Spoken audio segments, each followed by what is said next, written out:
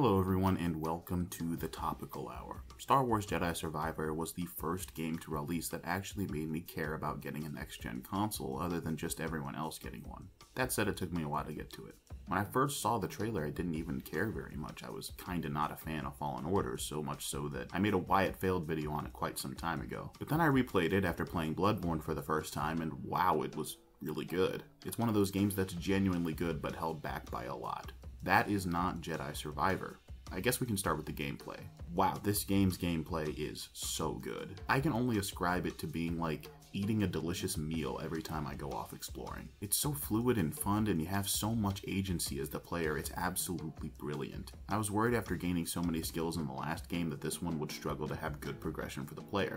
I couldn't have been more wrong. Whether it's the 5 total saber stances, all of which are completely different, or the myriad of new force abilities and upgrades to previous abilities, the entire environment of exploration for like a chest or two. This is one of those games that you just can't make without loving what you're creating. So many environments alluded to but never seen properly in most Star Wars media. To be in the world of Star Wars as Cal Kestis is an absolute treat, and that's not even diving into the combat. This is your reminder to like the video and subscribe to the channel. Thank you. The combat is absolutely amazing for the most part. Like, it's the perfect balance between challenging and engaging at every aspect quite consistently. Each saber stance feels unique and fun, and odds are that you will find two that you like. I personally prefer Classic and Blaster, but any of them are well made and balanced. As for the Force, I like that you get a lot more Force meter in this game, because it feels less like a special attack that you should preserve and more like another option that you just can't overuse. And they feel more powerful too. Aside from pull, the last game had trouble making Force abilities feel useful. This game does not.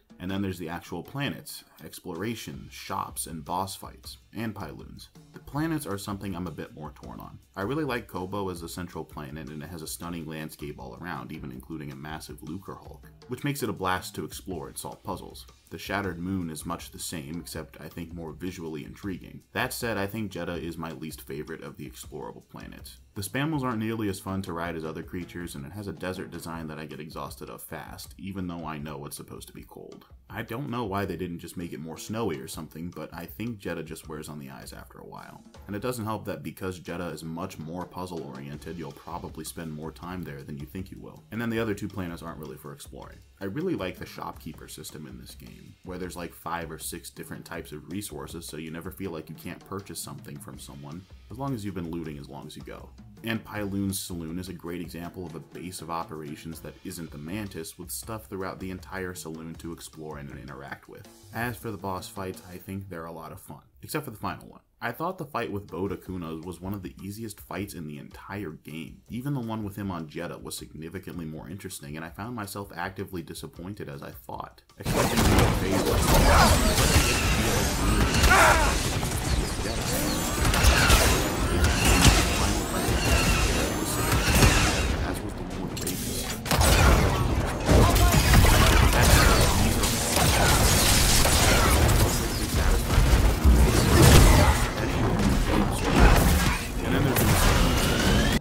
thought, like BD's integration in puzzles with binocular mode, the Kobo matter spray, and the electric pulse, and the lift and slam force abilities. It's all fantastic and adds progression I didn't know I needed, and I truly don't know how they're going to top it in another game. If Jedi Survivor fails at anything, it's honestly the story, which is disappointing. It actually starts off really strong in the beginning Coruscant sequence, which has no right being as simultaneously fun and so long as it is. We see Cal's entire team essentially wiped out, which brings him to trust Bode Akuna a lot more, and it also establishes very early on what his conflict is. Now that the holocron from the previous game is destroyed, what path is he on now? It's easy to say fighting the Empire without actually understanding what it means. His entire team being wiped out is what it means to fight the Empire. And it helps that their deaths were done in an abrupt but tasteful way, even if a little predictable. But moving on to the actual plot, it all begins when Cal decides he truly needs Grease to fix the Mantis because Grease is its owner. That said, this is where the cracks in the story start, off the bat. Grease is sitting on Kobo, kind of backwater planet that's not very occupied. And when Cal finds Grease, it's all well and good, but then Cal stumbles upon literally the entire point of the game.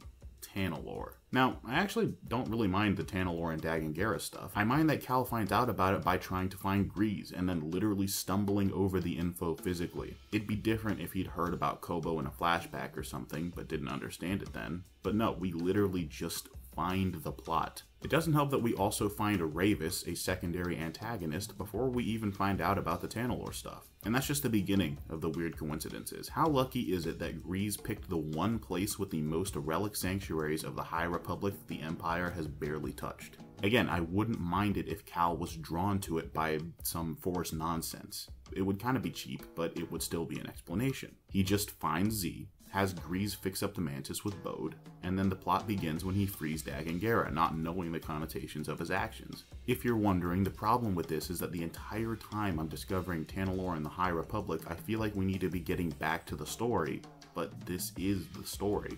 Like, I felt like we were fixing the Mantis to go back to do something, but then we just discover the plot. There's nothing to go back to. It makes the story feel coincidental and like we wouldn't need to care about it if Cal wasn't involved. That is to say, inconsequential. Obviously that's not true, but that's how it feels as we experience it for the first time. However, I do like the primary villain, Dag and Gera. I think he's a bit basic, but I do like that we don't beat around the bush with him being a villain. He seems like one and he is one, but again, we run into another problem. How could the Jedi, the same order that saw darkness in Anakin Skywalker before anyone else could, not sense that this dude is boastful and murderous? And why would Santari Khri not at least imprison him somewhere other than the only place he would be able to come back?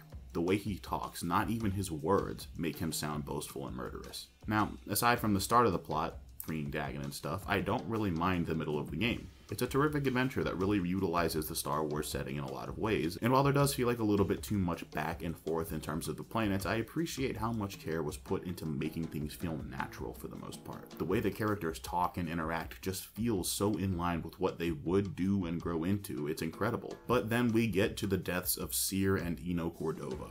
And I'm gonna be real, this story did not care about Eno Cordova at all. He was there to be a cool reveal and a death in the story. And maybe it's my own fault for assuming, but I thought Master Cordova was dead the entire time. I guess I just wish it was better established in the previous game. But he really is just collateral damage and a way to advance the plot. His death barely has more care than Brother Armias, who didn't even get his own character model. I don't. And then there's Cere, who is absent for most of the game. Now granted, you could argue that her death has impact because of the role she served in the last game, but honestly, that just doesn't work. We don't get to see the character that she's evolved into and grown into very much. And while her death does have pomp, especially for a temporary gameplay sequence, I was more so moved by Cal's reaction rather than the death itself. That said, it's still a good death, but it was distracting how little we saw of her since the last game, and I do appreciate that she got a rematch with Vader and essentially beat him, but couldn't for story purposes. And then there's the traitor Bode Akuna. I really like the idea of a guy that we fight with and call brother who turns on us at the very end. It makes sense plot-wise, and even though we don't care much about Master Cordova's death, we do care that Bode murdered him. That said, after the initial betrayal and the discovery that Bode used to be a Jedi, there's a lot of impact lost.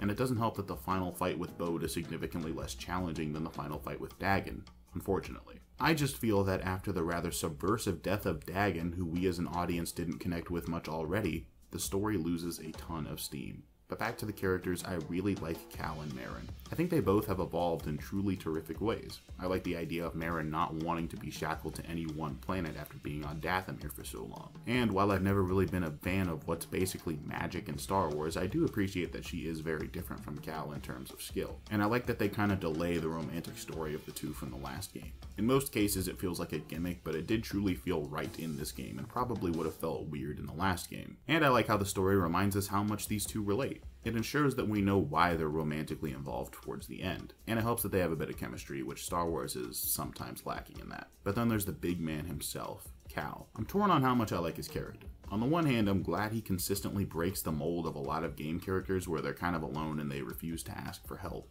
That's not Cal, whereas Kratos, Aloy, Arkham Batman, the Hunter, and other characters like that annoyingly refuse help and teammates more often than not. And it's frustrating and oftentimes counterintuitive for the narrative and the character. Literally everyone you can talk to that's friendly, Cal is friendly right back. He's a good guy towards BD1, to Bode, to Grease. He's just a very likable guy who also happens to be a Jedi. Which again, it's weird we don't get that very often. Oh, and this is kind of a weird side note, and I don't think anyone else cares about this, but BD1 felt very removed from the story. I recognize that's a weird complaint, but I'm sticking with it. Another little tidbit is that strangely enough, Ravis was probably the villain I was most interested in a lot of ways. He has a lot of codes and honor. He seems to have over a 1,000-year lifespan, and his actor does a pretty good job. But that said, the reason Jedi Survivor failed is because of a lack of care for the plot and some of the writing compared to the gameplay. And while the gameplay is sublime in general, it's a genuine shame the story doesn't quite match up. It's also interesting to note that we spent a good chunk of the last game focused on keeping Seer from the dark side, only to have to embrace it by the end of this game as Cal without moral repercussions. It's kind of weird. I was expecting some kind of resolution to that idea. Maybe in the next game, I don't know. I still give Jedi Survivor an 8.5 out of 10 as a total product, because even the worst parts of the story aren't awful, and the gameplay in my eyes really holds everything together. If you like Star Wars and fun, I definitely recommend this one. Anyway, if you enjoyed, make sure to like the video and subscribe to the channel so you don't miss another one.